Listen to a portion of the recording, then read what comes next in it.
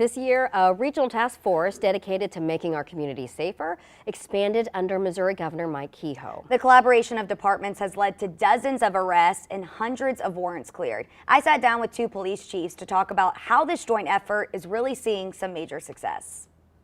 The communities have cried out that they don't want to be victims of crime, and I think that our leaders have stepped up and answered. For Lake St. Louis Police Chief Chris DiGiuseppe, Brings those agencies together in a collaborative effort. It's what wearing the badge is all about. It makes me feel like we're fulfilling the mission that law enforcement is supposed to fulfill, to get out there, to protect our communities, and to effectively deter crime. The Gateway Regional Criminal Interdiction Task Force actually started back in 2020. It was originally an auto theft task force in St. Charles County under Police Chief Kurt Frizz. Just in the first year, we saw about a 60% reduction in auto thefts and breaking into motor vehicles. So we knew it had a huge impact. Now, 5 years later, that impact is even greater, with over 25 agencies working together. Most recently, expanding the task force into St. Louis County, thanks to Missouri Governor Mike Kehoe's Safer Missouri initiative. Crime's driven by the entire region, so what happens over in St. Louis County, what happens in the city of St. Louis affects us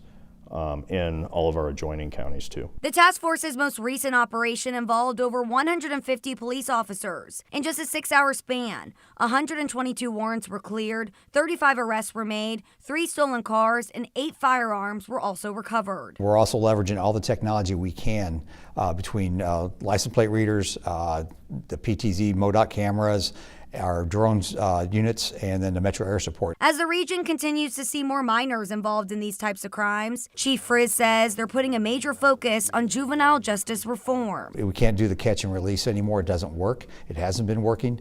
And we're seeing juveniles go out there and get arrested, and then hours later they're getting arrested again.